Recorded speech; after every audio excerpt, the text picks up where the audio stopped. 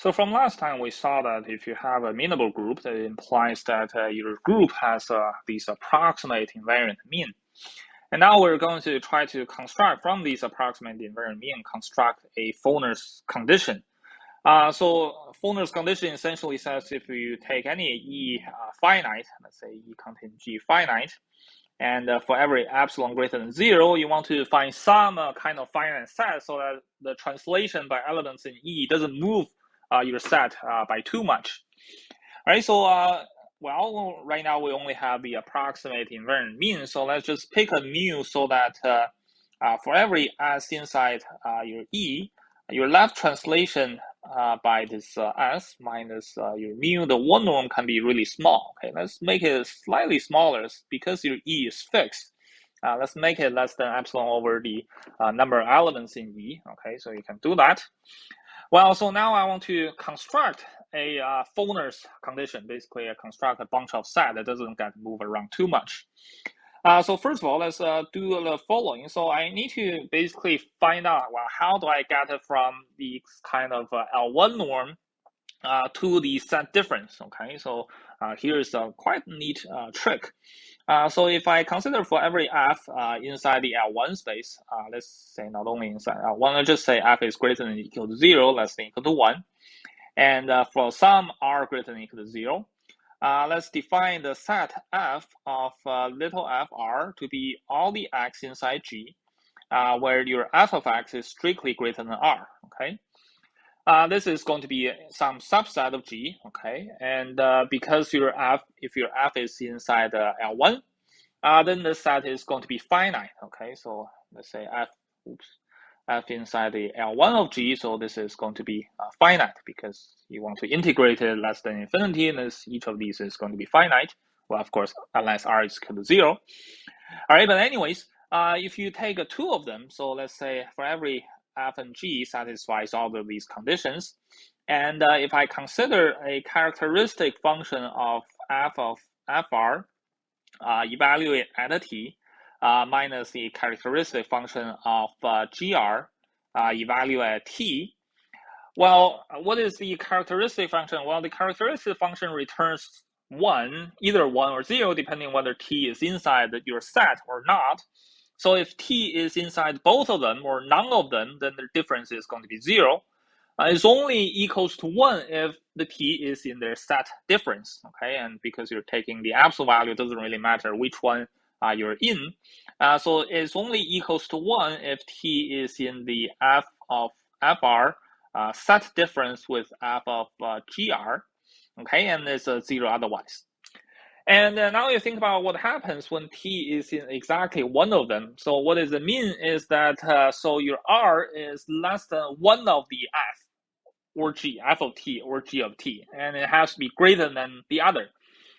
So this condition is really just equivalent to r being between the f of t and the g of t. So either if your f of t is less than g of t, so it just means f of t less than r less than equals to g of t, or maybe your g of t is less, so less than equal to r less than f of t. But in any case, r can only be between these two values, okay? It doesn't matter which one is bigger, r is between two of them. So one thing that's interesting is that if you now integrate your r, so your r is always, because you picked the f and g less than equal to 1, so your r is at most 1. So if you take the integral of these two functions, so let's say f chi of fr and chi of f gr, okay, and then you integrate against this r, then, well, it's only equals to 1 when r is on an interval of length ft minus gt, the absolute value, okay? So it's only the length of this interval is fixed, okay? So this is ft minus gt, okay? So it's kind of you're trying to make the absolute value of two functions as a integral of some set difference, okay? So now let's apply this to f being the left translation by your mu by some s, and your g is just mu itself, okay? So the mu is your approximate invariant mean we just picked. So if you consider is one norm, okay, so if I consider the difference, there one norm where we know this is less than epsilon over the the number of elements in E. Okay, that's by our assumption. But this is just equals to the integral of their absolute value while you're discrete. So this is it's just really a summation T inside G of the absolute value of S dot mu of T minus the mu of T. Okay. And each of these difference, you just use the formula.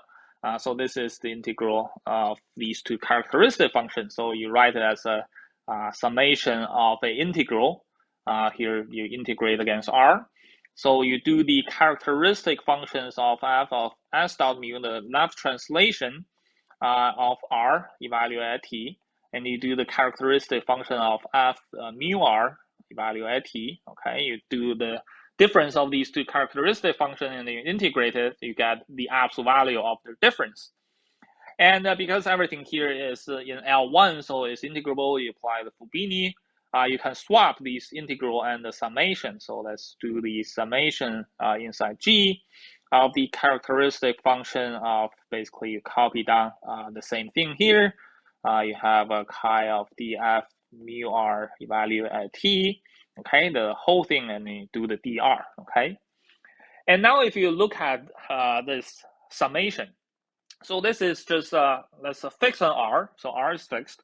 If you let all the T to run through your entire group, so if T is in both of these two F, these two sets, then or if it's in none of them, then you get 0.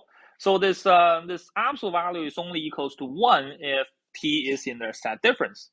And you sum it up, it basically counts how many T is in their set difference. So you end up with that this is just the number of elements in the set difference between S dot mu R, the set difference with f of mu R. Okay, you get these two. All right, so you integrate that. Okay, integrate dr. Okay, so they are the same.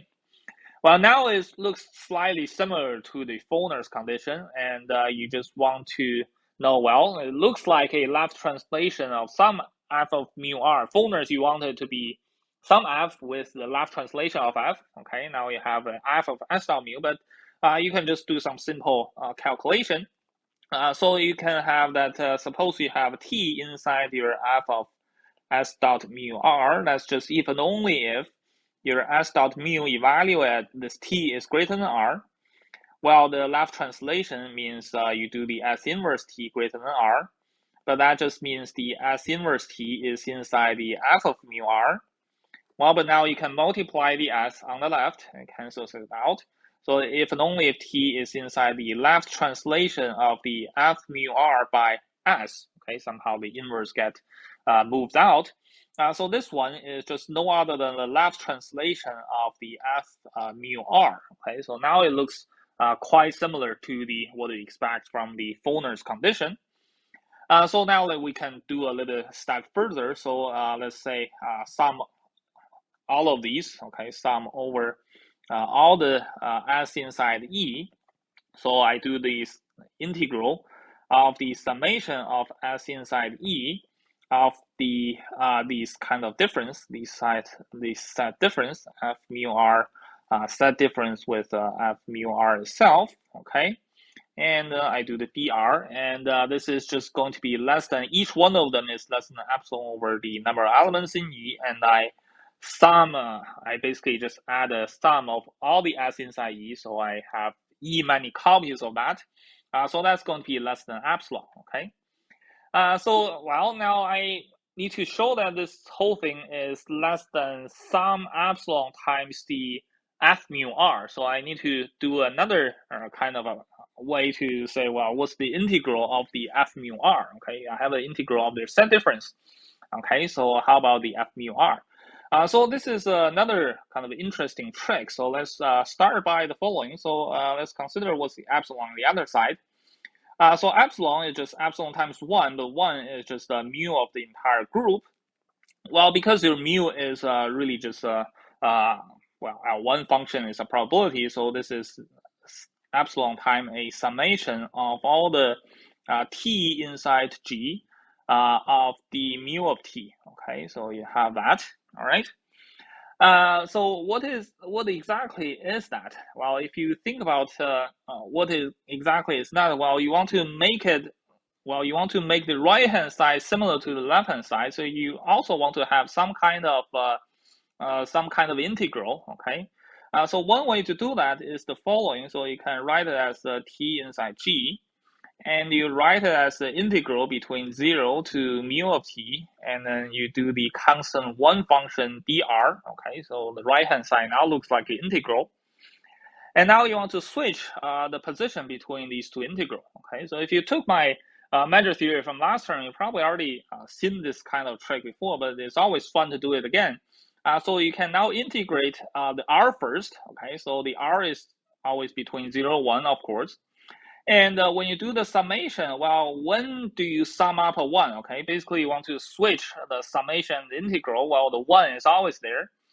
Well, but when you switch, well, you're basically asking yourself what kind of t that's I need to sum up. Okay, so the t I only need to sum up if the mu of t is greater than r. So that's the condition. So here this one here really just say 0 less than r less than equals to mu of t. So that's when I do the integral of r first. But if I want to do the t first, I fix the r. The t has to satisfy mu t greater than r. Okay, so I add a 1 there. Okay, the whole thing is now dr. Now you look at what is the summation. The summation is exactly the number of elements, number of t, so that mu t is greater than r. Well, that's just equals to the f of mu r, the number of elements in there. Okay, so you're basically doing an integral. Okay, so the right hand side, it turns out I can write it as epsilon times the integral of the f mu r. Okay, so let me just copy everything down. Let's see what we have so far. So on the left hand side, I have the integral. So I have the integral from 0 to 1. I have the summation of s inside e of the s translate the f mu r set difference with the f mu r. Okay, dr. On the right hand side, I have this always less than equals to the integral from 0 1 of epsilon times the number of elements in the f mu r dr. Okay, so I have an integral of some function always less than equals to the integral of another function. Well, that only happens when the left hand side has to be smaller than equal to the right hand side as some r. Okay, it may not be all the r, but at least I can find some r because they are all positive functions, and so basic calculus tells you there exists an r, so that the integrand in the first in the left hand side, so this summation, let's copy it here. So let me just let this set be f now. So the set difference between the left translation of f with f is going to be less than equals to the epsilon times the number of elements in f itself. Okay. Well, now well, if you take the summation is less than equals to the right hand side, then each one of them is certainly less than that. So s times f, set difference with f is less than equals to epsilon times the number of elements in f. Okay, so now that's for all s inside your set E. Okay, this is essentially just the Fulner's condition. Okay, so now we finished the proof that G actually satisfies the Fulner's condition.